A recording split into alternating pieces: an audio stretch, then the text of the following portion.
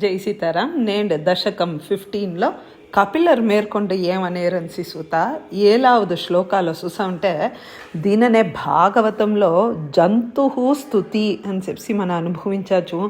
వద్ద బ్యూటిఫుల్ ఆ స్తుతి భాగవతం 3rd క్యాంటోలో 31st అధ్యాయంలో 12వ శ్లోకాలు ఉండి 21వ శ్లోక వరకు దానిలో మెన్షన్ చేసిన ఏమీ చూసా అంటే ఒక అమ్మోడ గర్భంలో ఆ కుట్టి శిశు ఊరువవినేహ ఆ శిశు వచ్చి భగవంత వేండుకున్నట.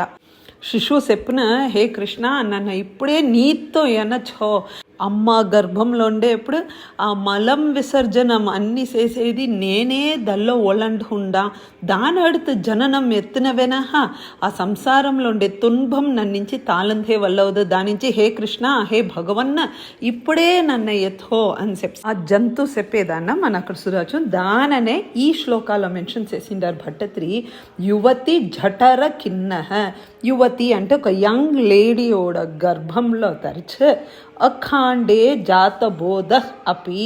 ఆ రోగులో ఉండే శిశువు ఆ సమయం ఒక జ్ఞానం, ఆ ఉన్మైన ఆ నాలెడ్జ్న తెలుసుండే ఆ శిశువు ప్రసవ గళిత బోధ.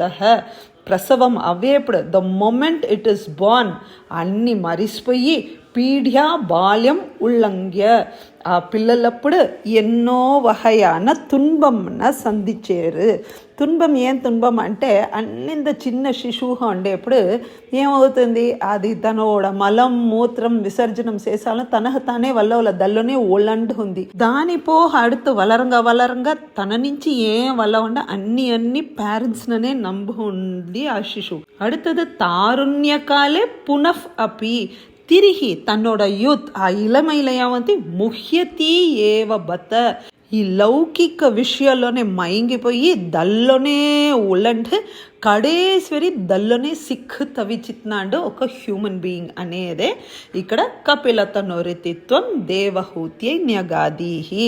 హే గురువాయూరప్ప, నువ్వే కపిలర్ హొండ్ అమ్మ ఇన్ని ఉపదేశం ఇచ్చావు అని. அடுத்தது 8th శ్లోకాలో చూసామంటే ధార్మిక యహ్ గృహస్థ. దోరొకరు ధర్మవలిలోనే నడుసు ధార్మిక வாழ்க்கை వాలేరో అది ఎట్ట మాదిరి పితృ సూర గణయాజీ.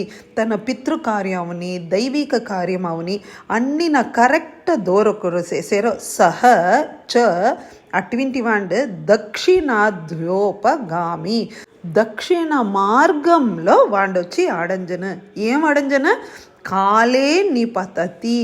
ఆ ఎన్ని నాలుగు వాండి చేసిన ధార్మిక కార్యం నుంచి వాండి ఆ పుణ్యం ఉందో అది వెరిగి వాండు ఆ పైలోగోన వాలేసి దావెనహ అది ముడించిన గడిలో తిరిగి ఎప్పైపోల్ జననం అనేది ఎత్తు సంసారంలో వచ్చి వాండు వాలేండు. அடுத்தது మయి నిహితం. దోండొకండు నా మీదనే నన్ననే ఎంచు అకామం కర్మతు. ఏ కార్యం చేసాలో అన్ని నాహర్పణంగా దోన్ చేసేండో ఉదక్క పదార్థం వాడు వడక్కు నోకి పాదై. వడక్కు నోకి పాదై అంటే నన్ననే వచ్చి అడంజన. ఇది అన్నీనే మనం చూసామంటే భగవద్గీతలో ఉండిన 8వ అధ్యాయంలో క్లియర్ ఇన్ డీటెయిల్ మన కృష్ణర్ ఎత్తిసేపారు. அடுத்தது 9th శ్లోకాలో చూసామంటే ఇతి సువదితి వైద్యాం. ఇట్ట అన్ని తెలుసున్న దేవహూతి మాత కృతనుత్యం నిన్ననేని స్తుతి చేస్తుంటా ఉండే ఆ దేవహూతి మాత నువ్వు హే దేవ నువ్వు అనుగృహ్య ఆఫెహ అనుగ్రహం ఇచ్చి త్వం యోగి సంగై మీరు యోగిలన్నీతో సేరి గత జనహితార్థం మక్కలు మా కోసరం మావిడ నన్మె కోసరం మీరు లెవిస్తారు. ఎక్కడ లెవిస్తారు?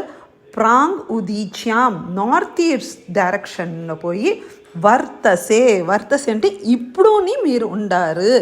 యాక్చువల్లీ మన వచ్చి గంగాసాగర్ అంటూ వెస్ట్ బెంగాల్ సైడ్లో గంగాని సాగరంని మీట్ చేసే తావు.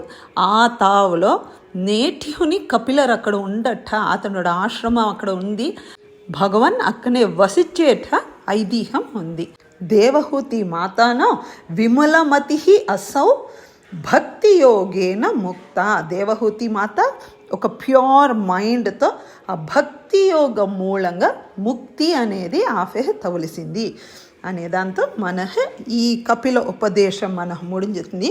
10వ శ్లోకాల స్ట్రాంగ్గా భట్టత్రి అనే త్వం దృఢం కలువదసి స్ట్రాంగ్గా తన పేరు భక్తి మార్గం మొట్టునే నీ పాద కమలం నా పట్టుతే మొట్టునే అన్ని వయాన్ సహల భయ వినేత్రీం సర్వ కామోపనేత్రీం అన్నిలోండి నువ్వే మమ్మల్ని ఫ్రీ ఆకి ఉడుతూ హే భగవాన్ హే గురువాయూరప్ప నావోడ ఈ ఉడల్ రీతియావని మన రీతియాన నొప్పిన నువ్వే తీర్చుడాలే అనేదాంతో ఈ దశకం 15 కంప్లీట్ అవుతుంది. జై సీతారాం.